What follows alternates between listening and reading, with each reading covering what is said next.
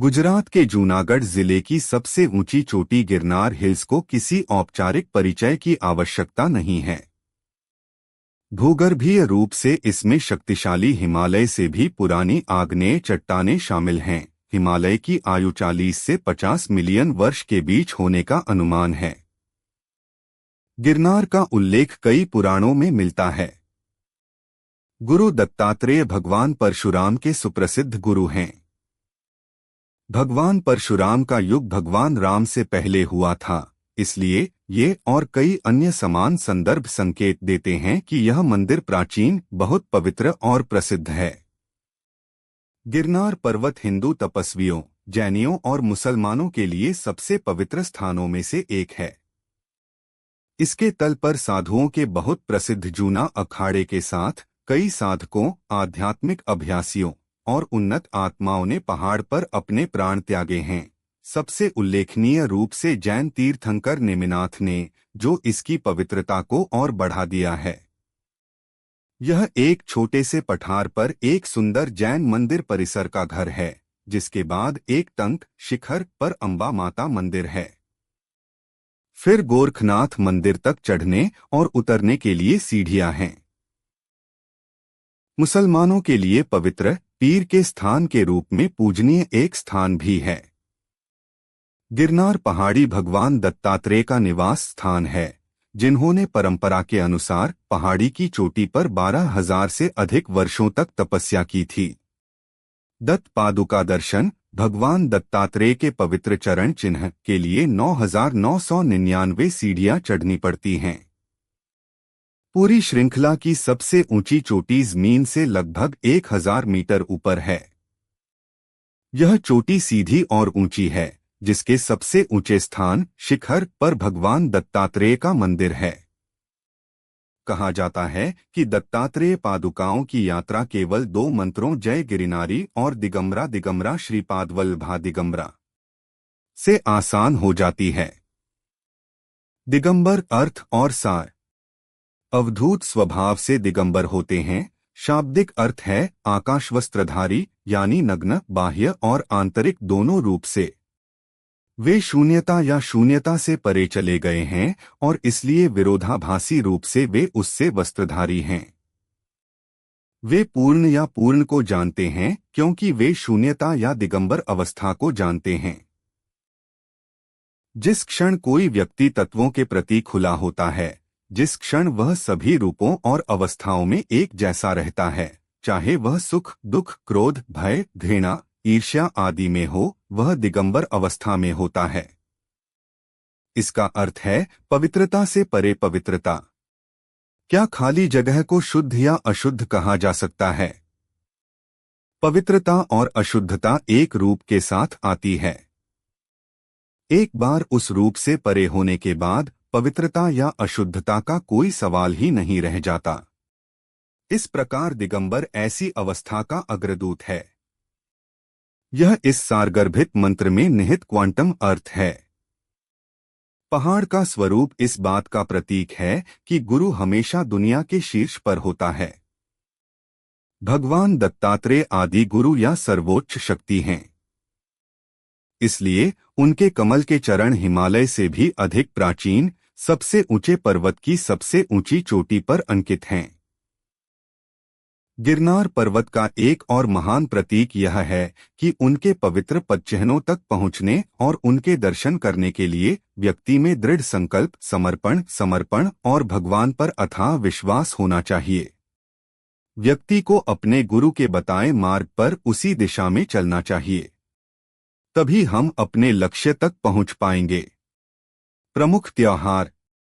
हिंदुओं के लिए मुख्य वार्षिक कार्यक्रम महाशिवरात्रि मेला है, जो हर साल हिंदू कैलेंडर के माघ महीने के 14वें दिन आयोजित होता है। गिरनार पहाड़ी की पूजा और परिक्रमा में भाग लेने के लिए कम से कम 10 लाख तीर्थयात्री इस मेले में आते हैं। जुलूस भवनाथ के प्राचीन भवनाथ महादेव मंदिर से शुरू होता है।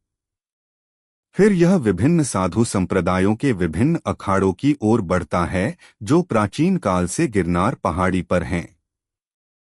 साधुओं और तीर्थयात्रियों का जुलूस मढ़ी, मालवेला और 12 देवी मंदिर का दौरा करने के बाद फिर से भवनाथ मंदिर में समाप्त होता है।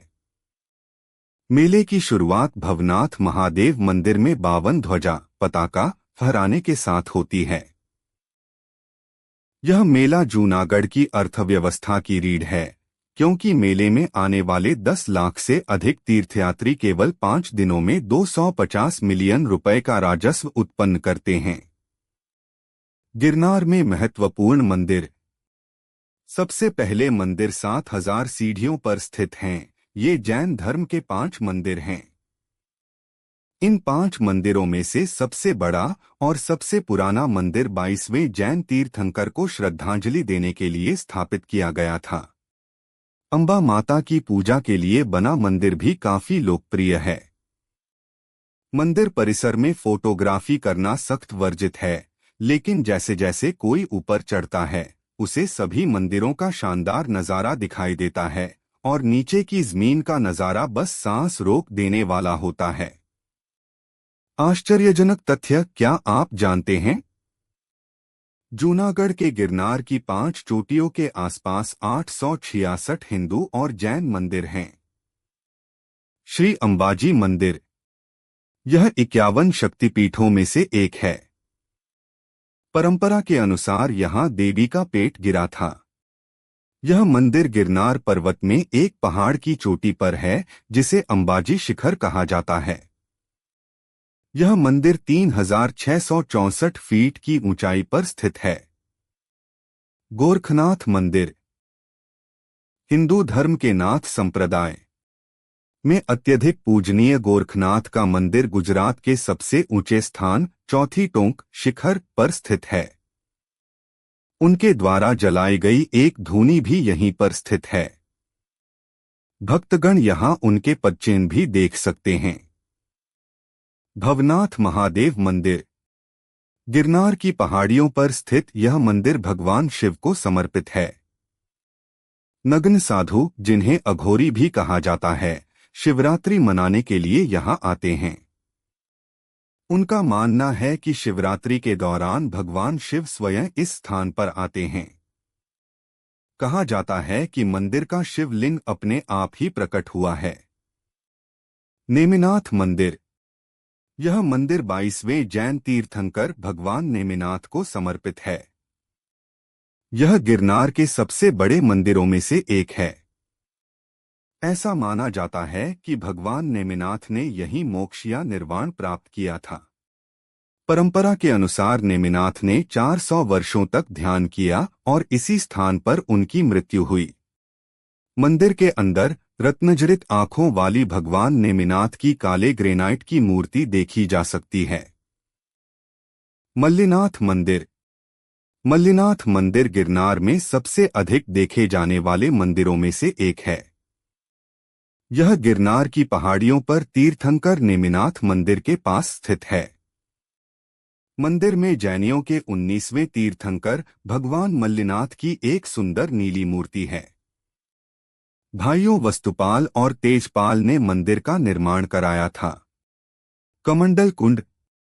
गहन ध्यान में लीन उलझे हुए बालों के साथ पवित्र भस्म से शरीर को लिपटा हुआ और हमेशा 4 कुत्तों से घिरे रहने वाले परम योगी भगवान दत्तात्रेय, जिन्हें केवल उच्च विकसित और योग्य भक्त ही जान सकते हैं, कमंडल कुंड में स्थायी रूप से निवास करते हैं।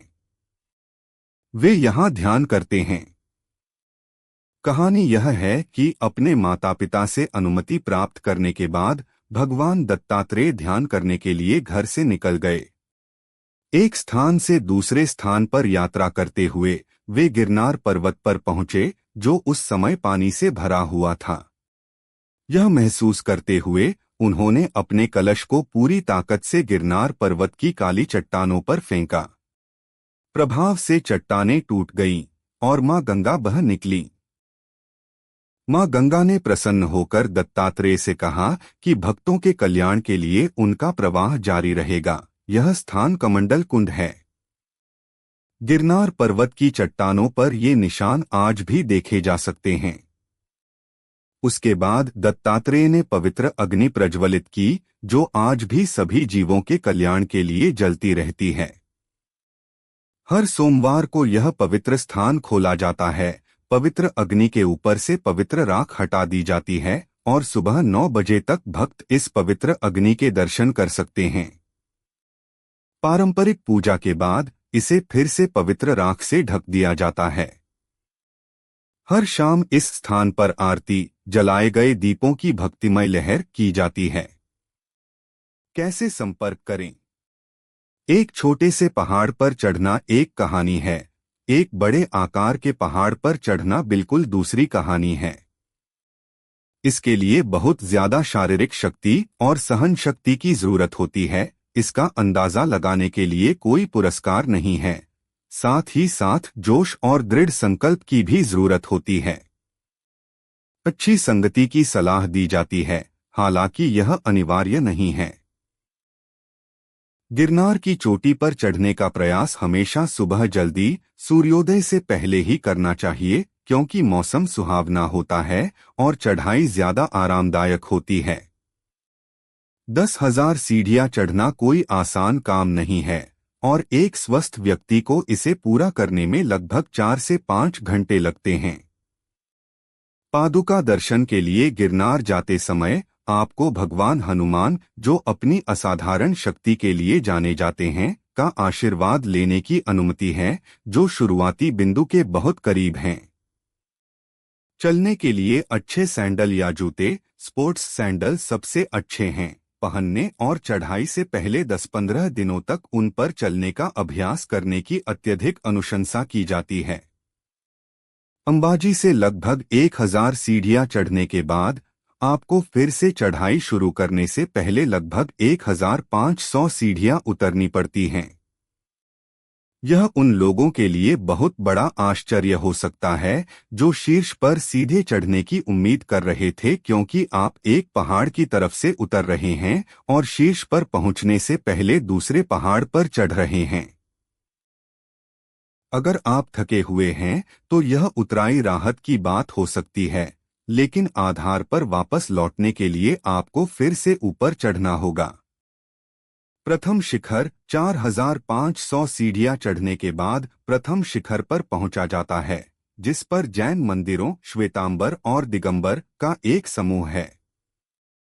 वास्तुकला के मामले में ये मंदिर एक बेहतरीन उदाहरण हैं। मंदिर की संरचनाओं पर नक्काशी की गई है।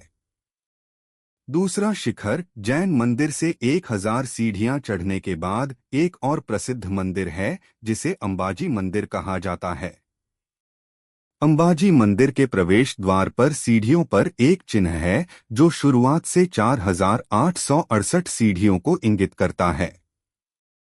इस मंदिर का निर्माण गुप्त वंश के दौरान किया गया था और इस मंदिर का उल्लेख 7वीं शताब्दी में लिखी गई पुस्तकों में मिलता है।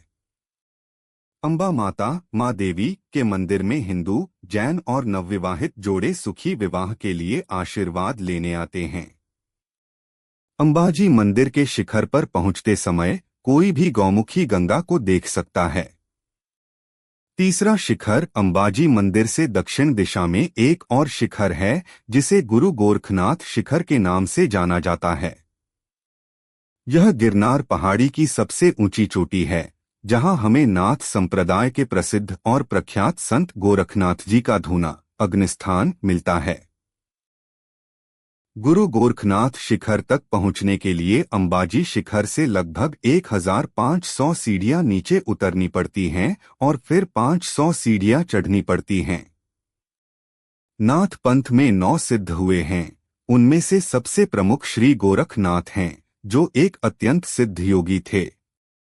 परंपरा के अनुसार यह वह स्थान है जहां श्री गोरखनाथ ने तप किया था। उनकी चिमनी धूना आज भी मौजूद है।